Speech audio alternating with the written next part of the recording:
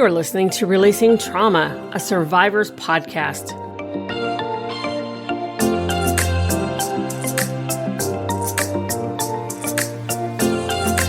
And now here's your host, Tracy Osborne.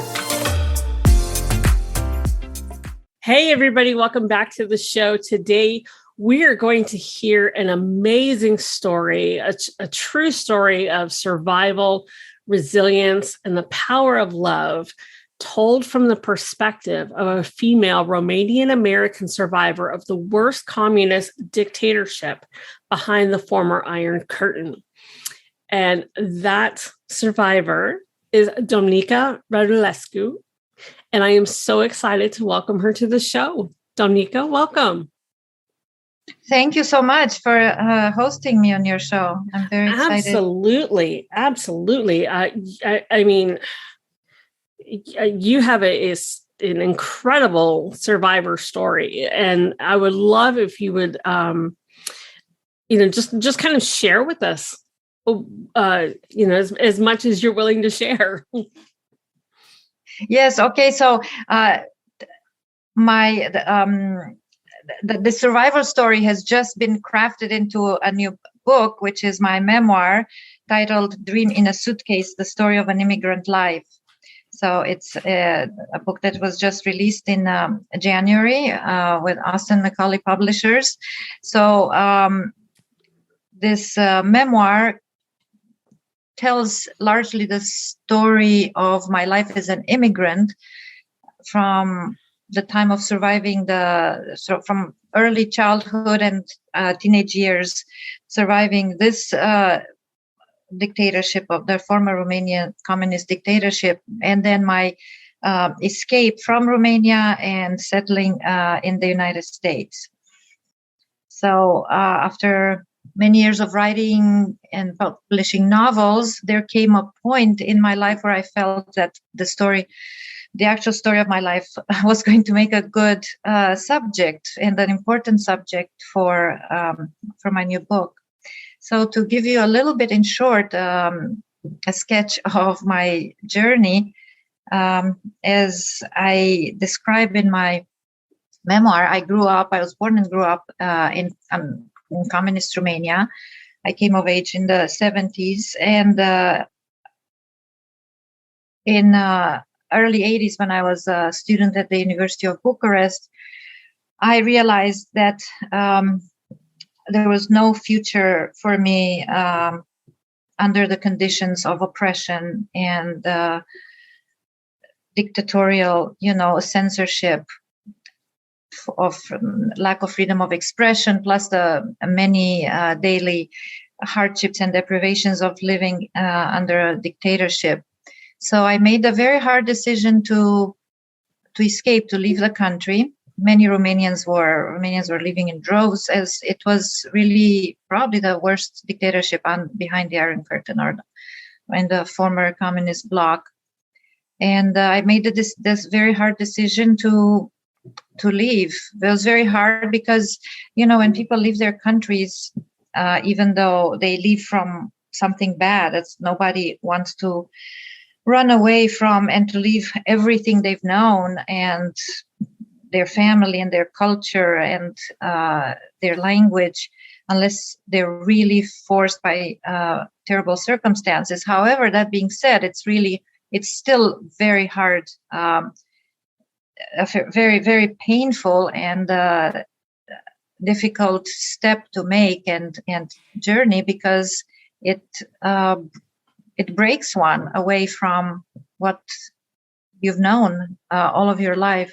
Sure. And also, everything is not always bad, even though the overall political situation was very bad. I had a loving family, and Romania is a beautiful country with a very rich, vibrant culture.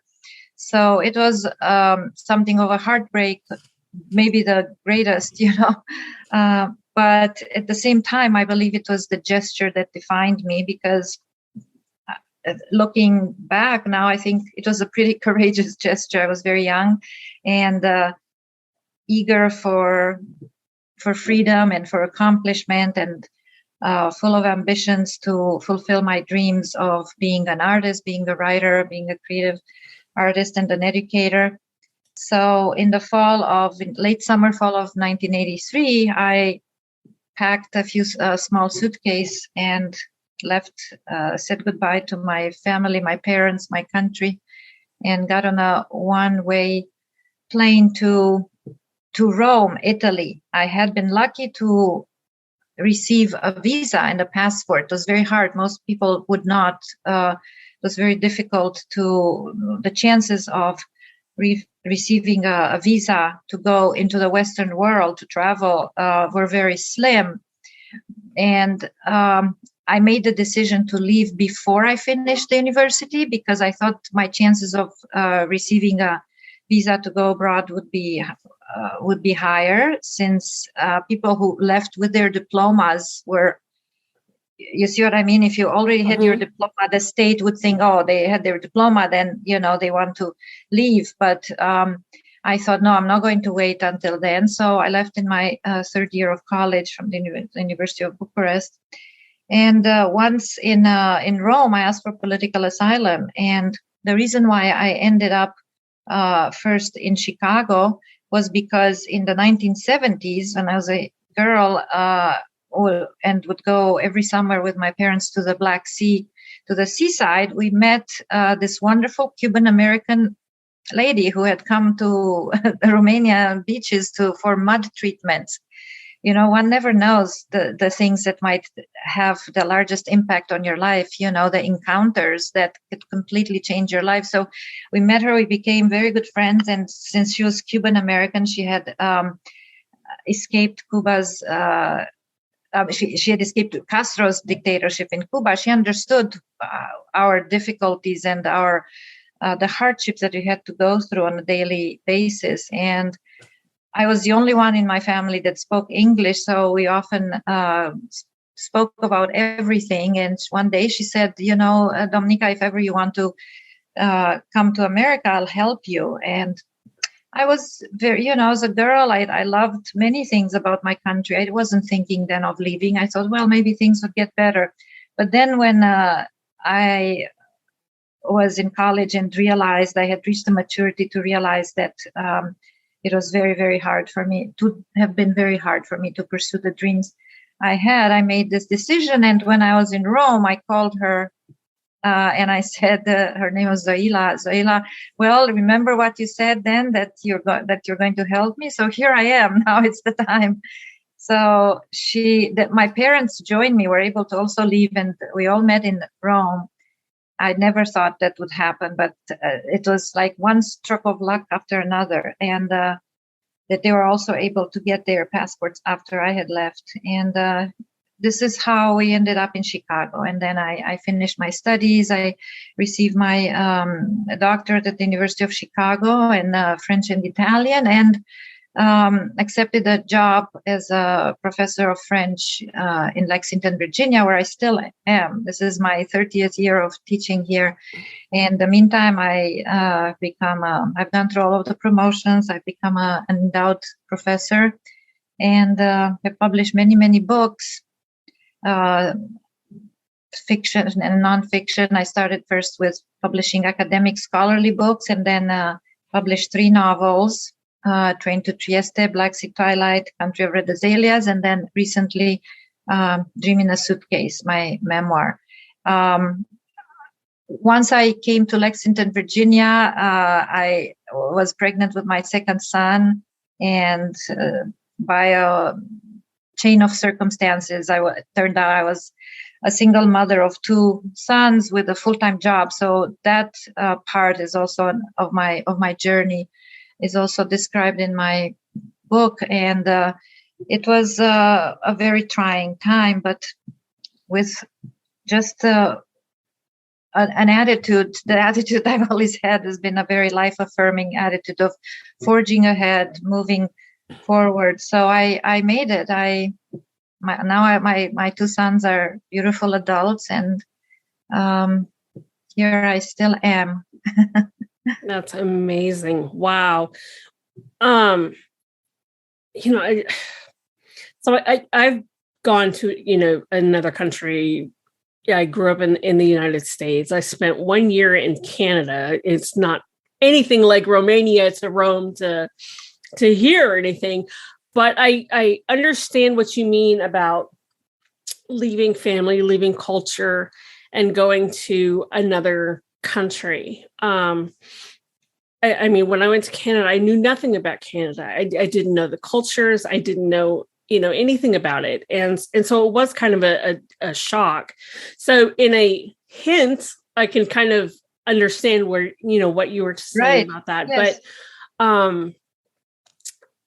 But what was it like? Was it scary trying to get out of Romania? Was it, or was it, were you just able to hop on a plane or a train and get out? Or did you have to, really escape? It was scary. Yes, it was scary for once, because as I said, it was very rare that it was sort of like a lottery system, that even though the borders were closed, everybody couldn't just pick up and if they have a passport and go to Italy or to France. That's why it was called the Iron Curtain, because travel to the West from East European countries then was very hard. And Romania was the hardest that way. People, for instance, from the former Yugoslavia or Czechoslovakia had freer access. Their communist dictatorships were not as tight and as fierce as ours was.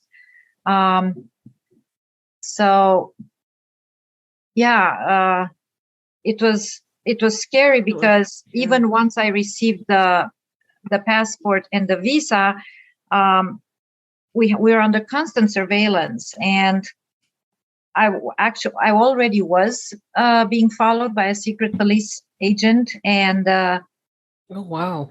We felt always that every one of our moves was known, phones were tapped, and it wasn't just our perception, it was the reality of it. And I was terrified all the way until I was able to get on that plane, because we had heard many stories of people who had their passports, and then by some whim of the authorities at the moment of crossing the border, getting on the plane or on the train, they would have their passports taken away and turned back. So this is the first chapter of my memoir, actually. It's called Escape. And so this fear that I was going to be stopped at the border stayed with me all the way through, as I said, until the time I was on that plane. And it so happened that there was a moment. Those were maybe the longest minutes in my life, when the customs asked me to open my suitcase. We were subjected to very strict searches, and she searched through everything and saw that I had a winter coat with me, and it was end of summer, very, very warm, and she got suspicious. And she asked what was I doing with a winter coat, and I made up a story on my, just there, thinking on my feet, that I was going to go to the Alps with some friends. Then she asked me how come I was leaving when school was starting. I said I had gotten approval from the dean of the university. So I felt that my life was hanging on those seconds and on the decision of that customs woman. I'll never forget. And my parents were behind the line, that separated the passengers from the people who were accompanying them. And we were looking at each other thinking maybe we'll never see each other again. They both had tears in their eyes. And this woman kept searching through my suitcase. And then there was this very tense moment. And then after a few seconds, she looked behind her. She talked to her colleague, and then she said, "Go." And I repacked my suitcase and I left it there for it to be put on the plane. And I just moved forward.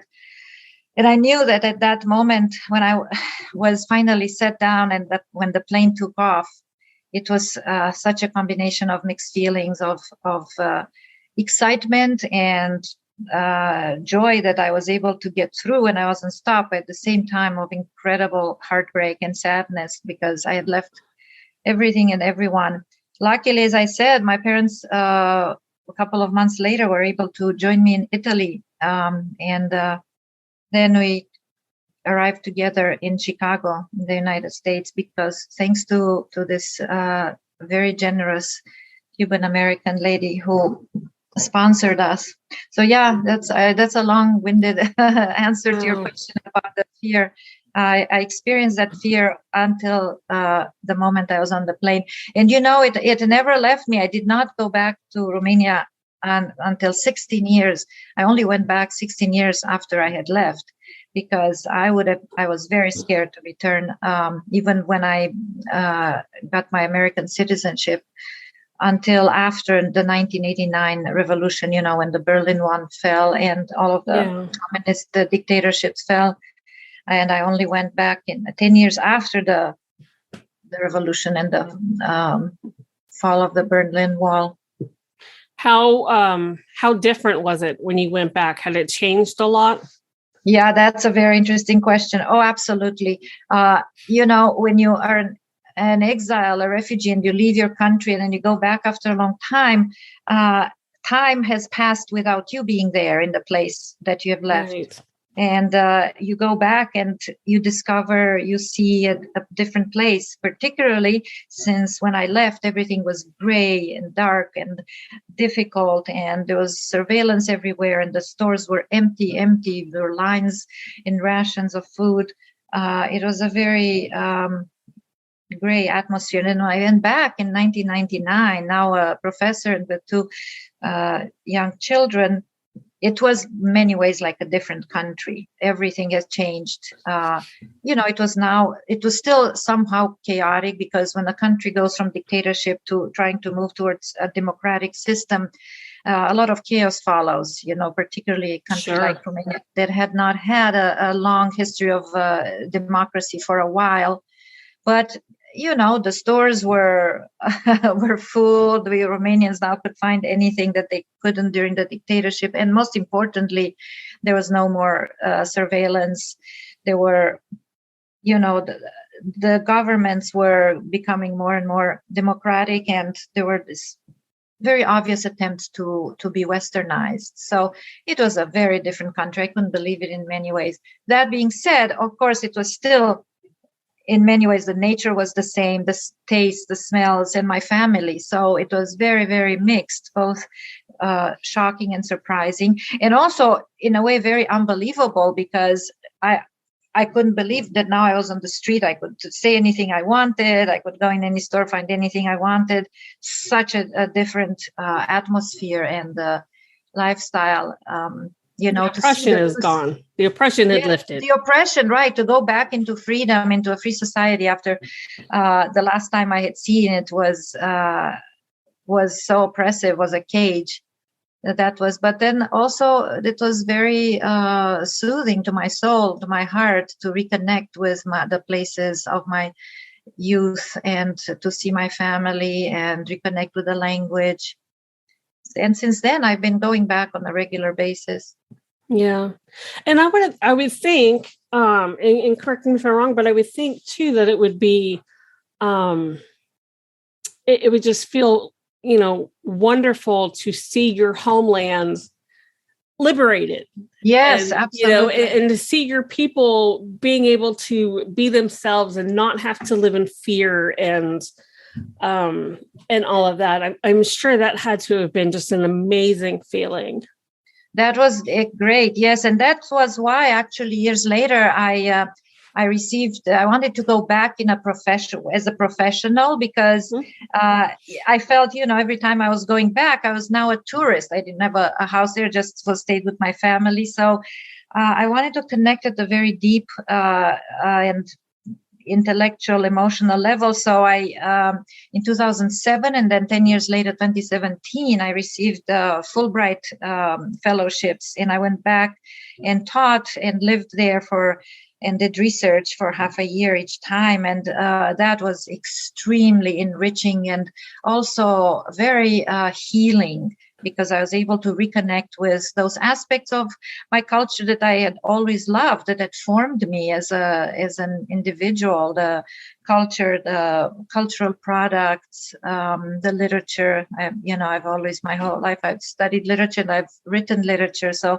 that was those two periods of my life where I went back on Fulbright fellowships were extremely fulfilling and satisfying to go back and to see, oh, look how it could have been when I was young, and I was teaching the students who were the age that I was when I had left, and they couldn't really understand what I had been through. They had sort of the similar problems as youth here, and you were in the Western world. So yeah, that you're very right. You captured that very, very well. Now, when you came to the United States, how were you received here? Did you come up with any, opposition or being treated differently because you were from Romania? No, when I first arrived in Chicago, for one thing, we're so lucky to be taken under the wing of this very generous woman who was our sponsor. She was a Spanish teacher at New Trier High School near Chicago. And she took for the first couple of months, my parents lived with her and I lived with her sister. And she introduced us to all of her friends. And some of her friends are actually quite wealthy. There are as many immigrant stories as there are immigrants, but each one has its particularities, its peculiarities. So ours was that, in fact, our first contact with Americans were with these very well-off Americans, because she had many friends in the area there in the suburbs of Chicago, and they all welcomed us. They had us at their parties. They offered us, they gave us, clothes. We felt very, very welcome then. We couldn't understand a lot of what was going on, like when you go to parties and so much food. It was every time was a sort of a shock for us, or when we went into grocery stores. So no, we're helped then and so welcomed and embraced very warmly. It is really when I started being on my own and I became a professor, and throughout in my journey as a professional, as an academic, at times I have felt, sort of, how should I say? I have felt at times treated differently, or, being a Newman immigrant, and particularly when I moved here to Virginia, in the South compared to Chicago, quite a lot. At times I felt, being in a small town, that somehow, so I felt isolated at times. I felt that I was either exoticized in some ways, or looked at it at some kind of a weird presence in town. Yeah, it wasn't easy. The first decade and a half or so being in this small town and institution, I encountered quite a few difficulties along the way. But, no matter one also always encounters wonderful people who are welcoming and warm. So I was lucky that way. But being a single mother, outspoken woman with an accent, with a foreign accent here in Lexington, Virginia, was not always easy. I can imagine. I'm in the South. I'm down in Georgia. So I Georgia. Can imagine. Oh, wow. Yeah. You don't have a Southern drawl. Yes, right. Exactly. Right. So, right. Yeah, it does, it does tend to stand out a little bit. So I can imagine that it would, especially back in the, what was it, in the 80s, 90s that you moved there? I moved here in the 90s. Yes, yeah, I moved here in the 90s. Yeah. Oh, I felt like I had come on another planet. In many ways, it was more of a culture shock coming here from Chicago than it was coming to Chicago from Bucharest, Romania. I believe it. You believe that? Yeah. I believe it. Yeah, absolutely. Yeah. It's the South is definitely its own culture. That's for sure. It's its own culture, so alien to anything that I have known. Luckily, I moved to be at to have the job at the university. So I always loved the students here. But I ran something of a gauntlet with many of my colleagues too, until I got tenure and then my next promotions. I had been through various sets of hostilities, I would have to say, sometimes sort of hostile environment. And I felt in very practical ways being treated differently in terms of, I don't know, let's say requirements for tenure, things like that. I wasn't even aware until it took me a while to realize, because I felt, how can it be? How can it be discriminated?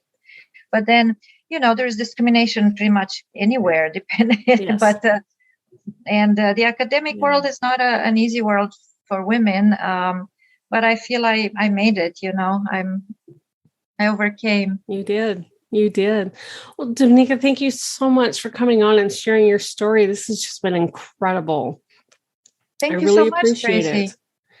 Yeah, absolutely. Thank you for letting me share this with you, and I hope other people connect with it and with my new memoir, "Dream in a Suitcase." That definitely counts all of this story. Definitely. Listeners, I will have all of Domnica's information in the show notes. Just go to releasingtraumapodcast.com and pull up her episode, and all her links, the link to her book and everything will be there for you. I strongly encourage you to grab a copy and read her story. So again, Domnica, thank you so much. And listeners, it was an honor being with you and knowing you, and also hearing a little bit of your story of going to Canada. And I can see that, you connect with this sense of traveling, displacement, and a little bit, not quite to your extent, but yes, a little bit. Thank you very much, Tracy. Thank you. Bye. And listeners, as always, thank you so much for tuning in, and we'll talk to you in the next show. Thanks for tuning in. Be sure you hit subscribe on your favorite podcast platform so you don't miss a show. Be sure to check us out on our new socials on Facebook, Twitter, and Instagram.